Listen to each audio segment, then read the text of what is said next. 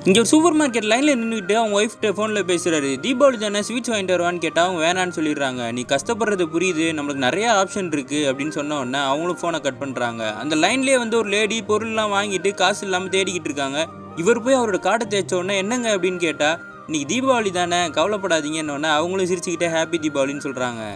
இந்த லேடியும் அந்த பொருளை எடுத்துகிட்டு போய் வீட்டில் லட்டு பிடிச்சிட்டு இருக்காங்க. பக்கத்து வீட்டில் இருக்கவங்க, நான் ஒரு அனாதை இல்லத்துக்கு போகிறேன், சாவி வச்சுக்கோங்கன்னு கொடுத்தா, அங்கே தானே போகிறீங்க, இந்தாங்க லட்டு எடுத்துகிட்டு போங்கன்னு கொடுக்குறாங்க. இல்லை வேணாம், ஒரு நிமிஷம் இருங்கன்னு அவங்க செஞ்ச எல்லா லட்டையும் எடுத்துக்கிட்டு நானே கூட வரேன்னு சொல்கிறாங்க.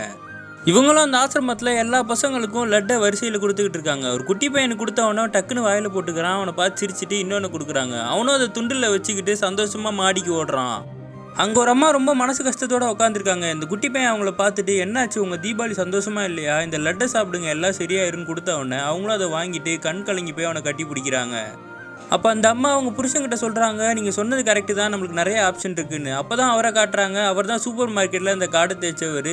இவங்க போகும்போது அந்த அனாதாசிரமத்துலேருந்து இந்த லட்டு கொடுத்த குட்டி பையனையே தத்தெடுத்து கூப்பிட்டு போகிறாங்க. இவர் செஞ்ச ஒரு நல்ல விஷயம் ஒருத்தருக்கா மாதிரி கடைசியில் இவருக்கே ஒரு பெரிய சந்தோஷமாக அமைஞ்சிருச்சு.